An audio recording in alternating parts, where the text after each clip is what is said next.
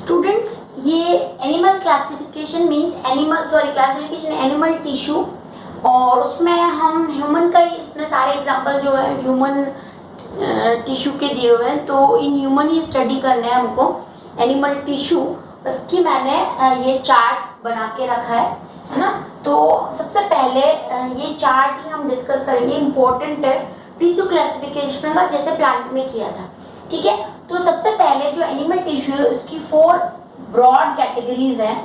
Epithelial tissue, second connective tissue, third muscular tissue and last nervous tissue.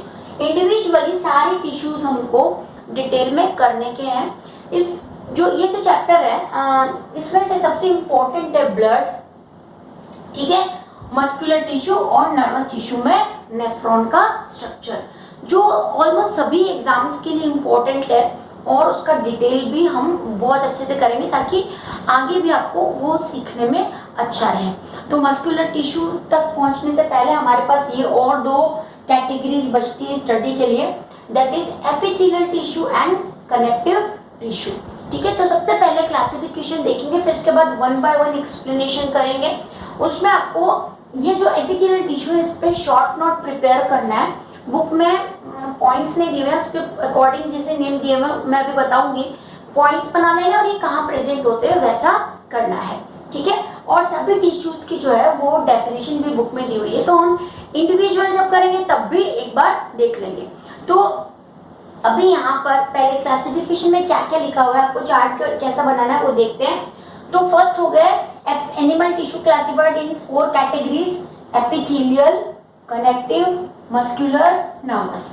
ठीक है, फिर epithelial को हमने 2 पार्ट्स में डिवाइड किया, सिंपल और स्ट्रेटिफाइड। ठीक है, अगर सिंपल टिश्यू मतलब टिश्यू की जो सेल्स की लेयर है वो एक लेयर है, बस ये लेयर है, सिंगल लेयर है ना, ये सेल्स है और ये सारी जो सिंगल लेयर है उसको बोलते हैं सिंपल, है ना। और अगर बहुत सारी एक के ऊपर एक लेयर्स हो रही है, जैसे ये है, देखो यहाँ पर स्पेस थोड़ा कम है लेकिन मैं यहीं पर एक के ऊपर एक बहुत सारी लेयर है, तो उसको बोलते हैं स्ट्रेटिफाइड एपिथेलियम। तो सिंपल और स्ट्रेटिफाइड, स्ट्रेटिफाइड के नीचे मैंने लिख दिया मल्टी लेयर, और सिंपल मतलब यूनी लेयर। ठीक है, अगर एक ही लेयर की सेल है तो यूनी लेयर, और मल्टीपल लेयर की सेल से एक के ऊपर सेल्स का जो डिवीजन होता जा रहा है और ऊपर एक के ऊपर एक अरेंज हो रही है, तो वो स्ट्रेटिफाइड या मल्टी लेयर एपिथेलियम कहलाता है। फिर इनके शेप के बेसिस पे ही सिंपल जो एपिथेलियम है उसके शेप के बेस पे उसको फिर से 3 कैटेगरी में रखा है। शेप कैसा है सेल्स का, उसके बेस पे देखो, टिश्यू है सेल्स के बने हुए हैं लेकिन उनका शेप अलग अलग होगा, उनके फंक्शंस अलग अलग होंगे। तो जैसे फर्स्ट जो वर्ड है वो है स्क्वामस। स्क्वामस मतलब होता है कि सेल का कोई भी शेप नहीं है, ये इस तरह का इरेगुलर है। आप नेम याद रखने के साथ साथ उसके सामने स्ट्रक्चर बना लोगे तो आपको वो याद रहेगा, क्योंकि इसमें थोड़े टिपिकल नेम आते हैं, जैसे स्क्वामस। स्क्वामस मतलब होता है कि सिंगल लेयर है लेकिन जो सेल के शेप है वो इरेगुलर है ना, कोई शेप नहीं, इस टाइप की सेल्स प्रेजेंट हैं। यहाँ पर हम आपने देखा होगा बार बार मैं जो लेयर पहले एक लाइन बनाती हूँ फिर उसके ऊपर सेल बनाती हूँ।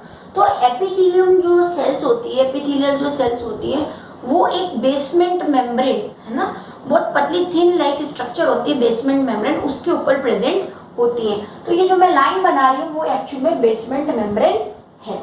ठीक है, नेक्स्ट है क्यूबॉइडल। जैसे नेम से पता चल रहा है कि इसकी शेप कैसी होगी, क्यूब लाइक होगी, तो आप ऐसे यहाँ पर ये सेल्स क्यूब लाइक और में ये न्यूक्लियस। ठीक है, तो नाम के आगे आप बड़े पेज पे बनाओगे चार्ट और नेम के आगे ही आप उनका डायग्राम भी बना लोगे तो आपको वो याद रहेगा। ठीक है, तो ये हो गया क्यूबॉइडल, है ना। मैंने ब्रैकेट में कहाँ प्रेजेंट होती है वो भी लिख लिया है ताकि वो इजी हो जाए लर्न करने में। तो जैसे हम स्क्वामस की बात करें तो वो माउथ की इनर लाइनिंग में प्रेजेंट होती है, यानी इनसाइड जो माउथ है, हमारी जो अंदर की माउथ की जो स्किन है उसके अंदर अगर वो जो टिश्यू है माउथ के अंदर जो पूरा टिश्यू प्रेजेंट है, उस टिश्यू के अगर हम थोड़ा सा देखें माइक्रोस्कोप में तो हमको जो सेल्स दिखाई देंगी वो स्क्वामस दिखाई देंगी। तो माउथ की इनर लाइनिंग मतलब होता है इनर लेयर पे जो सेल्स प्रेजेंट होती है वो स्क्वामस। क्यूबॉइडल कहाँ प्रेजेंट होती है? किडनी की जो ट्यूब्यूल्स होती है, किडनी की जो ट्यूब्स है, या नेफ्रॉन है। नेफ्रॉन मतलब होता है किडनी की एक यूनिट है, 10th में आएगा, एक्सक्रीटरी यूनिट है वो। अगर उसकी जो लेयर बनी हुई होती है वो किसकी बनी हुई होती है? क्यूबॉइडल सेल की, जिनका शेप जो होता है क्यूब जैसा होता है। तो मैंने ब्रैकेट में लिख दिया है किडनी और नेफ्रॉन में प्रेजेंट होती है। फिर है कॉल्यूमनर। कॉल्यूमनर नेम से पता चला है जिसका शेप कॉलम जैसा है, ऐसी क्यूबॉइडल है, लेकिन क्यूब भी अगर इलोंगेटेड हो जाए तो वो कॉल्यूमनर बन जाएगा, है ना। लेकिन कॉल्यूमनर के 2 टाइप्स है। अगर कॉल्यूमनर के ऊपर इस टाइप के फाइबर लाइक प्रेजेंट होती है स्ट्रक्चर, जिनको बोलते हैं सीलिया, है ना, सीलिया, ऐसी फाइबर लाइक तो सीलिएटेड कॉल्यूमनर एपिथेलियम। और अगर सीलिया नहीं प्रेजेंट है ना, सिंपल है ऐसी क्यूबॉइडल, ये इसका न्यूक्लियस बना दिया। अगर सिंपल इस टाइप की सेल है कॉलम्स की तो उसको बोलेंगे नॉन सीलिएटेड, है ना। जो सीलिएटेड सेल होती है वो रेस्पिरेटरी ट्रैक्ट पे प्रेजेंट होती है, और जो नॉन सीलिएटेड होती है वो इंटेस्टाइन में प्रेजेंट होती है, ठीक है। इंटेस्टाइन में क्या होता है? एब्जॉर्प्शन फूड का होना होता है, इसलिए थोड़ा सरफेस एरिया ज़्यादा चाहिए, इसलिए जो सेल्स होती है वो इलोंगेटेड हो जाती है।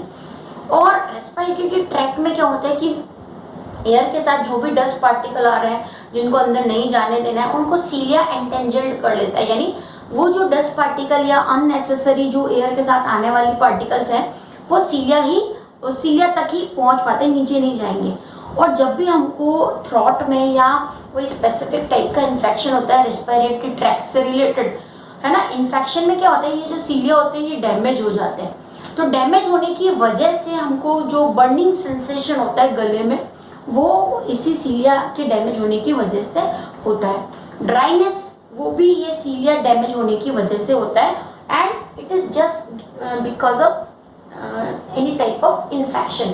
तो कॉल्यूमिनर जो है यानी कॉलम शेप की सेल्स है, और 2 टाइप की है, सीलिएटेड और नॉन सीलिएटेड। सीलिएटेड जो कॉल्यूमिनर है वो रेस्पिरेटरी ट्रैक्ट में प्रेजेंट होती है, नॉन सीलिएटेड है वो इंटेस्टाइन में प्रेजेंट होती है। जहाँ तक एनसीईआरटी और बोर्ड की बात करें ये नहीं पूछते हैं यहाँ पर, लेकिन ओलंपियाड में बहुत सारे क्वेश्चन, कहाँ लोकेशन कौन सी सेल्स प्रेजेंट होती है, इनमें से आप आइडेंटिफाई करो कौन सी है, वो बहुत सारा पूछते हैं, जिसका हमने यहाँ पर डिटेल लिख दिया है, ठीक है। तो ये हो गया आपका epithelial tissue, simple, stratified on the basis of shapes of cell, squamous, cuboidal and columnar. Again, columnar is of 2 types, ciliated and non-ciliated. Now the next is connective tissue. As the name suggests, which connect, है ना, 2 tissue को आपस में connect करता हो, 2 organs को connect करते हैं, 2 डिफरेंट बॉडी स्ट्रक्चर को कनेक्ट, मीन्स कनेक्शन से रिलेटेड जो टिश्यू होंगे वो सारे जो हैं कनेक्टिव टिश्यू में आते हैं।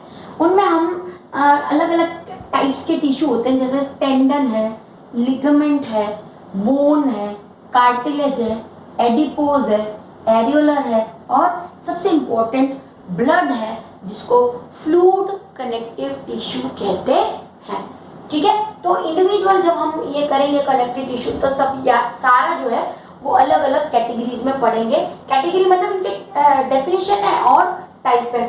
तो फिर से tendon, ligaments, bone, cartilage, adipose tissue, areolar tissue और fluid connective tissue that is blood, ठीक है। नाउ मस्कुलर टिश्यू, जैसा मैं आपको बताया था कि मसल्स जो नेम है वो आप सब जानते हो कि मसल क्या होता है ना। तो वो भी पूरा जो है एक टिश्यू का अलग ही सेक्शन है। उसमें हमारी बॉडी में जो मसल्स हैं वो 3 कैटेगरीज में हम डिवाइड करते हैं, स्मूथ, स्केलेटल और कार्डिक, ठीक है। हमारी बुक में इसके 2 अलग नेम दिए हुए हैं, स्ट्रिएटेड, नॉन स्ट्रिएटेड और कार्डियक, है ना। तो ये स्ट्रिएटेड, नॉन स्ट्रिएटेड, अनस्ट्रिएटेड दोनों से कंफ्यूजन होता है, इसलिए हम लर्न इजी करने के लिए ये इसी नेम से भी कर सकते हैं, और जब हम डिफरेंस करेंगे तो वो स्ट्रिएटेड वर्ड भी हम करेंगे। लेकिन यहाँ पर हम जैसे समझ सकते हैं कि बॉडी के जो अंदर वाले ऑर्गन हैं उनका जो टिश्यू है, उनकी जो मसल्स हैं वो स्मूथ मसल्स की बनी हुई होंगी। फिर स्केलेटल मसल्स मतलब ऐसी मसल्स जो बोन से अटैच है ना, और आउटर एटमॉस्फेयर से अटैच है। स्केलेटल मतलब बोन से अटैच, हमारी जो वॉलेंटरी कंट्रोल की मसल्स हैं बाहर जो बॉडी के प्रेजेंट है। सोफिस्टिकेटेड ऑर्गन की मसल स्मूथ होगी और बाहर की जो होगी वो थोड़ी सी स्ट्रांग होगी, इसलिए उसको बोलते हैं स्केलेटल मसल। और कार्डिक मसल मतलब कार्डिक मसल मतलब होता है, सॉरी कार्डियक ही होता है ये। कार्डियक मतलब होता है रिलेटेड विद हार्ट। हार्ट में जो मसल्स होती है, अब जब हम ये करेंगे तो हमको पता लगेगा कि हार्ट की मसल को अलग कैटेगरी में क्यों रखा है, उसको स्मूथ में क्यों नहीं रखा। तो ये जब हम मसल्स पढ़ेंगे तब आएगा। कार्डिक और कार्डियक दोनों अलग अलग वर्ड है। कार्डिक जो है वो CARDIC वो स्टमक से रिलेटेड है ना, और कार्डियक जो है वो हार्ट से रिलेटेड है। जैसे कार्डियोलॉजिस्ट बोलते हैं cardiology is a science of study of heart and related diseases. तो यहाँ पर हमने कार्डियक लिया है word which is related with heart and the muscles of heart, उसको एक अलग कैटेगरी में हम रखा है क्योंकि वो इन दोनों से अलग टाइप की हैं, अलग स्पेसिफिक फंक्शन है। स्ट्रक्चर तो तीनों का ही अलग अलग है लेकिन वो एक पर्टिकुलर स्पेसिफिक फंक्शन करती हैं। और अगर मैं आपको यहाँ पर बताऊँ तो सोचो आप बॉडी की कौन सी ऐसी मसल है हार्ट के अलावा जो एक पर्टिकुलर रिदमिक फंक्शन करती है। रिदमिक मतलब 1 मिनट में 80 टाइम्स बीट करना है, ये उसी मसल में है। एक टाइम फ्रैक्शन है, उसके अंदर इतना सारा हार्ट को काम करना है और उसी के अकॉर्डिंग हार्ट को रिलैक्स और कॉन्ट्रैक्ट होना है। तो वो जो मसल है रिदमिक कॉन्ट्रैक्शन के लिए स्पेसिफिक है। एक पर्टिकुलर टाइम फ्रैक्शन में वो मसल का कॉन्ट्रैक्शन और रिलैक्सेशन होता है। मसल का जो मूवमेंट होता है उसको कॉन्ट्रैक्शन और रिलैक्सेशन कहते हैं, है ना। अब कॉन्ट्रैक्शन रिलैक्सेशन का मतलब ऐसा नहीं कोई मसल ऐसा हम कर रहे हैं तो कॉन्ट्रैक्ट हो रहा है, ऐसा नहीं। मसल में जब कोई भी टाइप का मूवमेंट है तो अगर वो जैसे कुछ भी नहीं कर रहे हैं तो सो रहे हैं तो मसल रिलैक्स, है ना। कुछ भी हम करना स्टार्ट करते हैं, जैसे मेरा हाथ अभी हिल रहा है या मेरा मुंह अभी बोल रहा है तो वो कॉन्ट्रैक्शन है। वहां पर कॉन्ट्रैक्शन और श्रिंकेज से मतलब नहीं है। कॉन्ट्रैक्शन का मतलब होता है मसल का मूवमेंट, और जब मसल कुछ भी काम नहीं करेंगी, जैसे स्केलेटल मसल की बात करें, बॉडी के अंदर तो बहुत सारी मसल रेगुलर काम कर ही रही है, कुछ भी नहीं करेंगे तो वहां पर वो रिलैक्सेशन पोजीशन में है। जैसे मैंने अभी हाथ ऐसा किया तो ये कॉन्ट्रैक्शन है और फिर नॉर्मल कर दिया तो वो मसल का रिलैक्सेशन है, ठीक है। तो ये हो गया मस्कुलर टिश्यू। नेक्स्ट है nervous tissue. Nervous tissue is basically present in brain and spinal cord. Nervous जो सिस्टम है हमारा 2 मेन पार्ट से बना हुआ है, ब्रेन, स्पाइनल कॉर्ड और नर्व्स। 3 पार्ट्स हो गए। एक तो ब्रेन है ना, जो हमारी स्कल के अंदर प्रेजेंट है। स्पाइनल कॉर्ड है जो बैकबोन के अंदर प्रेजेंट है, और उन दोनों से निकलने वाली नर्व्स जो हमारी पूरी बॉडी का सिस्टम यानी नर्वस सिस्टम बनाती है। वो जो नर्व्स है, वहां पर जो नर्वस टिश्यू है वो जिस सेल से बने हुए होते हैं उसको बोलते हैं न्यूरॉन, है ना। तो नर्वस सिस्टम में हमको बेसिकली पढ़ना है न्यूरॉन के बारे में।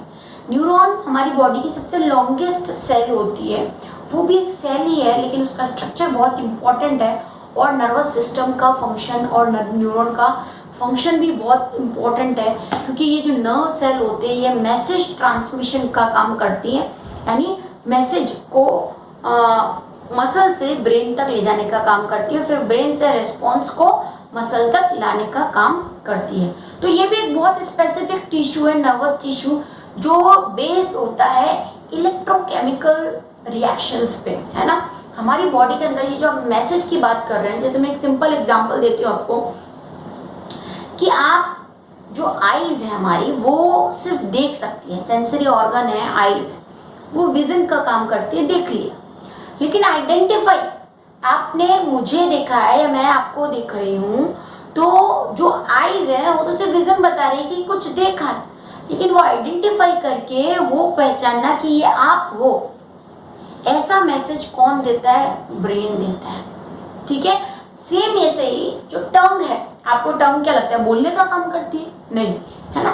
टंग की 2 फंक्शन होते हैं, एक होता है जो एयर अंदर जा रही है उसमें वाइब्रेशन क्रिएट करना, दूसरा वाइब्रेशन से वर्ड बनते हैं, और दूसरा टेस्ट, है ना। टेस्ट भी सिर्फ डालते हैं वो हम टेस्ट तो टंग के ऊपर जो भी खाना डालेंगे उसमें जो टेस्ट है वो आइडेंटिफाई तो ब्रेन ही करेगा अल्टीमेटली कि ये तीखा है या मीठा है या बिटर है, सार है।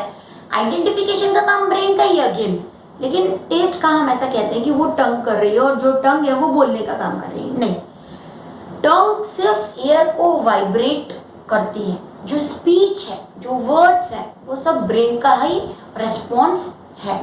तो ऐसे जो सारे एक्शंस रिएक्शंस हैं ब्रेन के, वो नर्वस टिश्यू कंडक्ट करता है।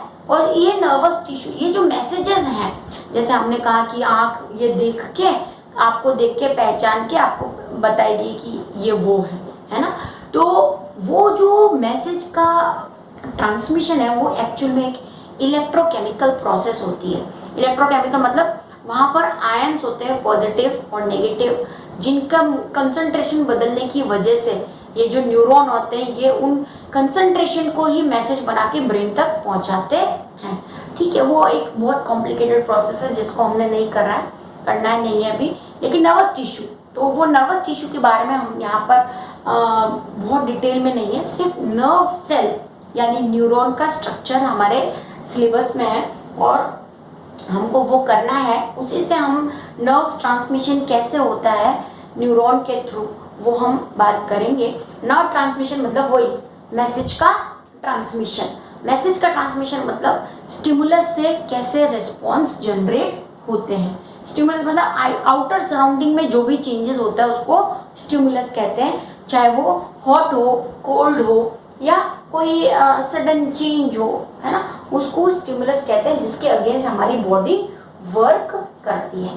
ठीक है, so this is all about tissue classification of animal and specially in animals की बात नहीं कर रहे हैं हम, यहाँ पर ह्यूमन के सारे एग्जाम्पल दिए हैं।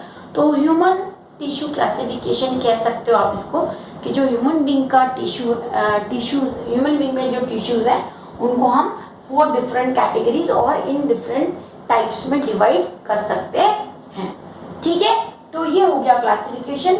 Now for next turn, in the next turn we will discuss about connective tissue first, क्योंकि एपिथेलियल के बारे में इतना ही है और आपको यहीं से नोट कर लेना है सारा कि एपिथेलियल टिश्यू की डेफिनेशन बुक में दी हुई है, अपर पार्ट ऑफ ऑर्गन्स और बॉडी मीन्स अपर लेयर, वो चाहे एटमॉस्फेयर के कांटेक्ट में या फिर कोई भी ऑर्गन का जो भी स्किन है ना, लेयर है ऑर्गन की, वो भी एपिथेलियल टिश्यू है। तो डेफिनेशन बुक में दी हुई है, इस तरह का क्लासिफिकेशन नहीं दिया हुआ है, कहाँ प्रेजेंट होते हैं वो भी कुछ क्लियर नहीं है, तो वो मैंने लिख के रखा है जिसको आप देख सकते हो। डायग्राम बुक में दिए हुए हैं कैसे कौन सी सेल कैसी होती है और कहाँ प्रेजेंट होती है। तो अगर ये आप चार्ट में ऐसे लिख लोगे तो इतना ही आपको एपिथेलियल टिश्यू में हेल्पफुल है कि किस टाइप की होती है और कहाँ प्रेजेंट होती है। ठीक है, फिर हम जो स्टार्ट करेंगे वो स्टार्ट करेंगे डायरेक्टली कनेक्टिव टिश्यू से, जिसके टाइप्स हैं tendon, ligament, bone, cartilage, adipose, auricular और ब्लड। इसका भी हमको जनरल इंट्रोडक्शन यानी 1 और 2 लाइन्स ही करनी है। डिटेल हम करेंगे ब्लड की, जिसको फ्लूइड कनेक्टिव टिश्यू कहते हैं। Okay, so please note down this chart which is important. इसको जूम करके आप अच्छे से चार्ट को ड्रॉ करो और थोड़ा बड़ा बनाना, ताकि आप ये जो मैंने लिखे हैं यहाँ पर ब्रैकेट में जो इम्पोर्टेंट पॉइंट्स लिखे ये आपके चार्ट में ही इंक्लूड हो जाए। तो एपिथेलियल टिश्यू पे 2 मार्क्स का अगर आता है तो ये जनरल आपको उसमें लिखना होता है। और ये जो कहाँ प्रेजेंट होते हैं जनरली यही पूछते हैं कि ये जो एपिथेलियल सेल्स हैं ये स्पेसिफिक टाइप की कहाँ प्रेजेंट है। Okay, so that's all for today, thank you.